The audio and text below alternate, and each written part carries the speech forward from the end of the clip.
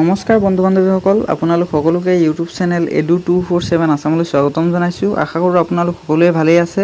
আজি আমি পূৰ্বৰ দৰে দেওবৰীয়া কুইজৰ তৃতীয় খণ্ডটি লৈ আনিছোঁ, য'ত আমি 10টা সাধাৰণ জ্ঞানৰ প্ৰশ্ন উত্তৰ আলোচনা কৰিম। আহক তেন্তে আজিৰ ভিডিঅ'টোলৈ আগবাঢ়ো।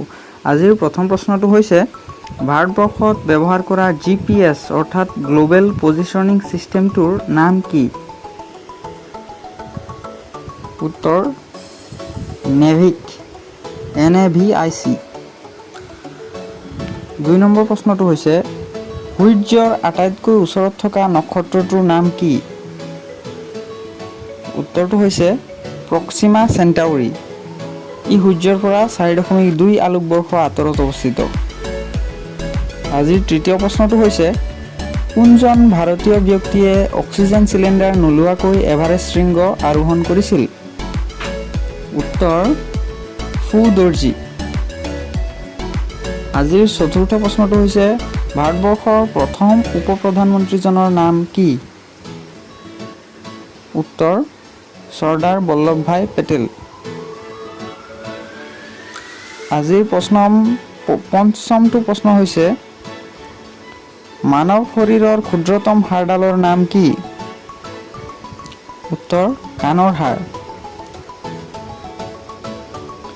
আজিৰ 6 নম্বৰ প্ৰশ্নটো হৈছে, মানৱ শৰীৰৰ দীৰ্ঘতম হাড়ডালৰ নাম কি? উত্তৰ উৰুৰ হাড়।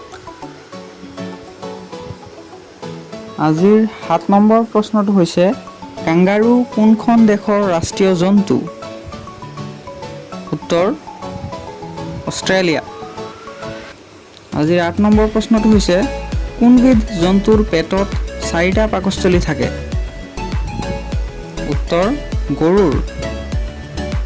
আৰু সেই পাকস্থলীকেইটা হ'ল ক্ৰমে ৰুমেন, ৰেটিকুলাম, অমেচাম আৰু এবমেচাম। আজিৰ 9 নম্বৰ প্ৰশ্নটো হৈছে, পানীদিহিং পক্ষী অভয়াৰণ্য অসমৰ কোনখন জিলাত অৱস্থিত?